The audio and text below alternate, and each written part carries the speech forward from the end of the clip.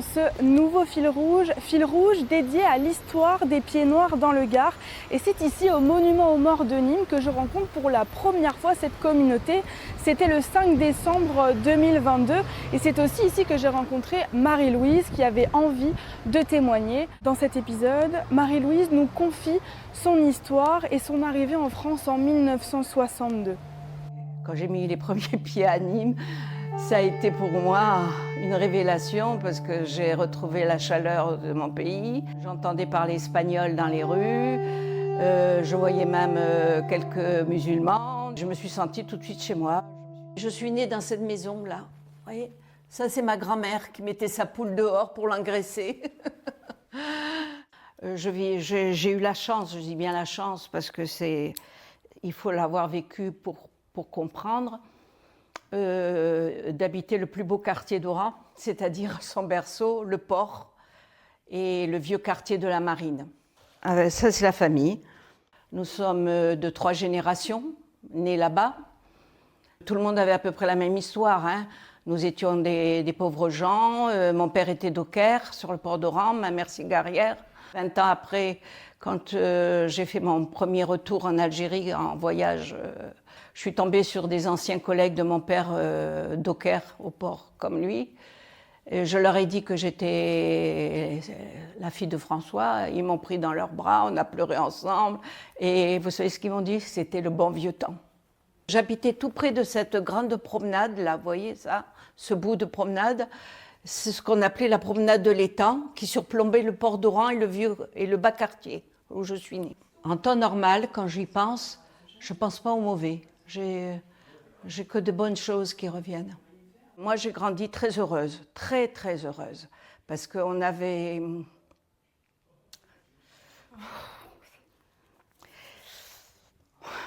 On n'avait pas d'argent, on n'avait pas de biens, mais on avait tout ça, quoi. On avait cette richesse, je crois. Vous vous souvenez du jour où vous êtes partie? Ah, bien sûr que je m'en souviens, j'avais 18 ans. C'était le jour J de leur indépendance, ils fêtaient ça dans la rue, et puis tout d'un coup, ça a tiré à l'arme automatique. On n'avait aucune racine métropolitaine. On n'avait pas d'avenir, notre avenir c'était là-bas. Les gens sont partis vraiment en exode à ce moment-là.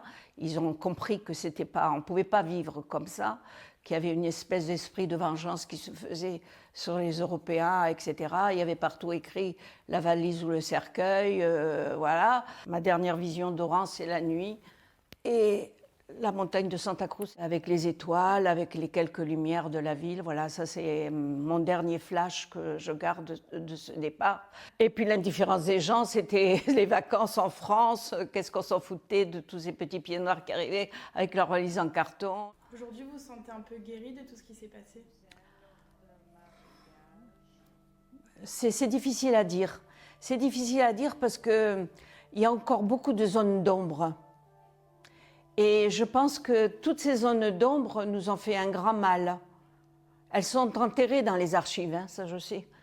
Elles sortent petit à petit et chaque fois c'est un pas qui est fait. Il vaut mieux pour un avenir plus clean, comme on dirait ici, tourner la page sans oublier. Hein. Un point d'histoire s'impose pour comprendre réellement ce qui s'est produit en 1962 et l'arrivée à Nîmes. Pour ce faire, j'ai besoin d'un spécialiste, il s'appelle Didier Lavru. C'est un professeur d'histoire enseignant au lycée Alfred Daudet en Hippocagne-Cagnes. Il est aussi enseignant-chercheur spécialiste de la guerre d'Algérie. J'ai donc fait appel à lui pour vous expliquer en détail ce qu'il s'est passé en 1962 à Nîmes. À Nîmes, qu'est-ce qui se passe? On accueille ces rapatriés? Est-ce qu'on est préparé à cela? Personne n'est préparé, ni en termes de logement, ni en termes d'emploi, à les accueillir. Il y a des situations absolument dramatiques. On a des gens qui dorment dans leur voiture sur l'esplanade. On arrive à squatter des logements dans le centre-ville où vous avez une famille avec 6, 7 personnes, 8 personnes dans une pièce. C'est un autre monde qui débarque dans le département du Gard. Les Français rapatriés d'Algérie sont perçus vraiment comme des étrangers au départ, hein, un accent qu'ils ne connaissent pas, des pratiques religieuses très ostentatoires. Puis à partir de l'année 1963, ces rapatriés s'intègrent plutôt bien, et je pense qu'on le doit beaucoup au comité de quartier, notamment de Courbessac, au Mas-de-Mingue, oui, avec une personnalité comme Antoine Candela qui va faire énormément pour les relations entre la municipalité, les rapatriés et la population. Il y a toute une série d'événements comme ceci qui ont accéléré les départs. Le massacre de la rue d'Isly, le 26 mars, où l'armée française pour la première fois tire sur les Français. Il y a les massacres à Oran au mois de juillet.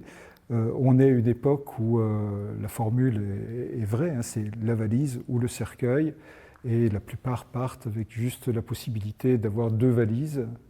Les rapatriés ont une rancœur contre De Gaulle, parce qu'ils ont cru en 1958 à une Algérie française maintenue par le général de Gaulle. L'idée de De Gaulle, dès le début, c'est la décolonisation. Très vite, il faut quand même dire que les autorités ne sont pas préparées, mais il y a un préfet à l'époque qui s'appelle Bernard Vaugon, qui va mener une action absolument extraordinaire, hein, en mobilisant les associations locales, et il lance un grand programme de construction de logements au Mas-de-Mingue, et pour trouver une solution au logement. Il se trouve qu'au même moment, on a décidé de construire la ZUP, mais on va effectivement destiner un certain nombre de logements aux rapatriés.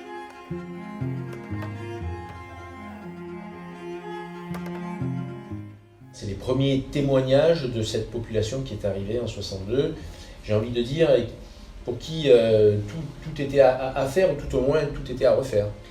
Ces photos, j'imagine que c'est un trésor pour la ville de Nîmes, puisqu'elles sont vraiment un témoignage de l'histoire de cet exode. Oui, elles sont marquantes parce que d'abord, elles dégagent beaucoup d'émotions.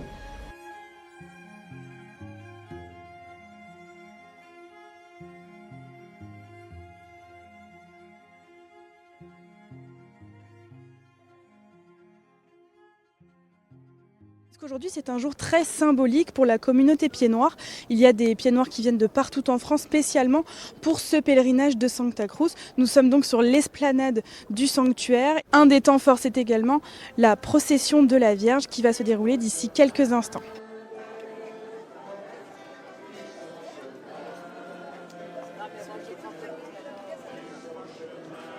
Marie-Louise, pourquoi c'est si important pour vous de venir chaque année au sanctuaire de Santa Cruz ?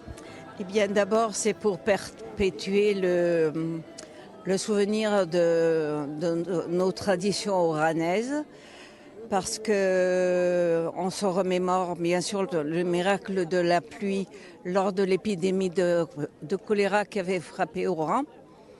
Et déjà là-bas, on montait chaque année en procession jusqu'à la basilique de Santa Cruz pour remercier la Vierge de tout cela. Allez. C'est bon. Le miracle de la pluie.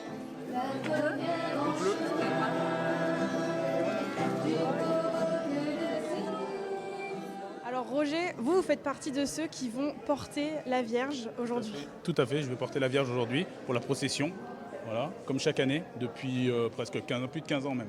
Voilà. Vous n'êtes pas de Nîmes en plus, c'est quelque chose qui vous tient vraiment à cœur. Tout à l'heure, on en parlait à peine, vous avez presque les larmes aux yeux. Oui, c'est quelque chose, il y a une émotion pour tous les pieds noirs. En fait, moi je suis fils de pieds noirs. Et tous les pieds noirs, quand la Vierge elle apparaît, il y a les larmes qui arrivent. Voilà, on a tous l'émotion qui arrive. Voilà, et vous allez voir tout à l'heure pendant la procession, hein, tout le monde est marqué par cette Vierge. La Vierge, elle appartient à tous les pieds noirs, elle n'appartient pas qu'à ceux qui la portent. Nous, on a la chance de la porter pour toutes les personnes qui ne peuvent pas la porter, et on est fiers de le faire. Et en même temps, quand tout le monde la voit passer, il y en a qui viennent la toucher, etc. Mais je veux dire, oui, il ne faut pas la laisser tomber, non, il ne faut pas la laisser tomber. Est-ce que c'est quelque chose que vous allez inculquer à vos enfants ? Oui, moi, c'est l'émotion. J'ai mon fils, il a 2 ans et demi, et quand il est né, juste après la période de Covid, j'ai amené mon fils ici pour le faire bénir avant son baptême. Et bien sûr, il est en photo avec la Vierge. Enfin, voilà, c'est des photos, c'est des choses que bien sûr je vais inculquer à mon fils, quoi. Ô Vierge immaculée, Antoine, il paraît que c'est vous qui avez ramené la Vierge d'Oran. Est-ce que vous pouvez me raconter un petit peu cette histoire? En 64, 90% des habitants étaient originaires d'Oranie. Et il a fallu créer une paroisse, une nouvelle paroisse de Nîmes, et en chercher. Elle est restée 2-3 mois à la maison, en attendant de trouver un terrain et de créer le... Pourquoi vous aviez besoin de ramener cette Vierge ici à Nîmes? Parce qu'on n'avait plus rien à faire là-bas. Le sanctuaire, pour moi, c'est une partie de ma vie.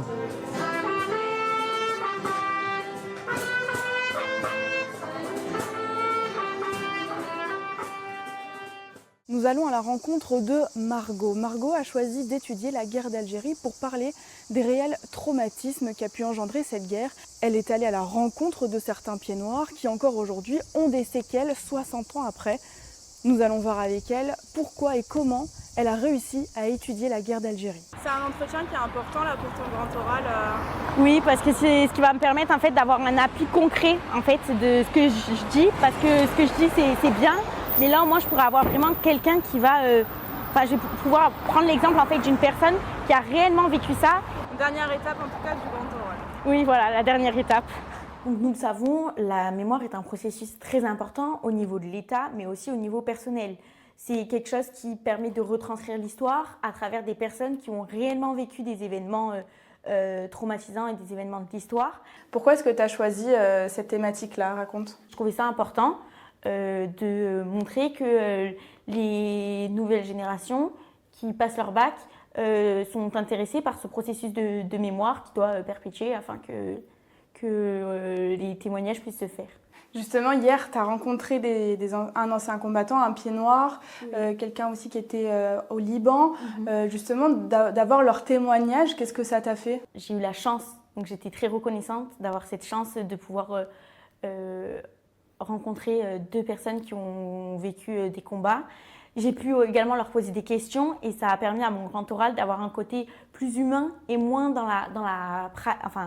plus dans la pratique et moins dans tout ce qui est technique avec le vocabulaire adapté, ce qu'on nous demande bien sûr pour le grand oral, mais d'avoir le côté humain et de voir, d'avoir des témoignages et pas uniquement me baser sur des choses que j'ai vues sur Internet. Est-ce que pour toi c'est important à l'école, au lycée, de connaître cette histoire-là qui date d'il n'y a pas si longtemps, finalement? Oui, parce qu'en fait, je me rends compte que pendant des années, ça a été un peu caché. Je trouve ça important de mettre en lumière ces événements qui se sont passés effectivement il n'y a pas si longtemps que ça. Et donc d'en parler comme on parle de la Seconde Guerre mondiale ou bien de la Première Guerre mondiale, et que tout le monde puisse connaître cette histoire et avec différents points de vue. Comment ça t'est venu de traiter ce moment de l'histoire en mêlant l'SVT et de la géopolitique? Alors, j'ai divisé donc mon grand oral en 2 parties. J'ai fait une première partie uniquement basée donc sur la SVT, où j'ai parlé de comment ces traumatismes et ce stress vécu par les soldats peut engendrer des oublis de mémoire et des défauts de mémoire. Donc, c'est-à-dire oublier même des informations très importantes, notre prénom, notre nom, notre âge, des membres de notre famille, etc. Donc ça, c'est la partie SVT. Puis, j'ai fait une deuxième partie sur la géopolitique, où là, j'ai parlé de ce processus de mémoire qui était très important et que justement, ces oublis pouvaient causer des amnésies dans l'histoire. Puis, j'ai parlé en fait de l'État et des médias qui, eux, parfois, font en sorte qu'il y ait une amnésie. Et là, on appelle plutôt ça en fait du déni. Donc, c'est une amnésie collective où tout le monde décide d'oublier parce que c'est pas très glorifiant pour le pays. Est-ce que tu penses qu'au lycée ou même au collège, tu penses qu'on devrait plus parler de cette histoire plutôt que par exemple la Deuxième Guerre mondiale ou l'histoire de Napoléon? Est-ce que tu penses que ça devrait être autant considéré, cette guerre d'Algérie, dans l'enseignement? Pour moi, oui.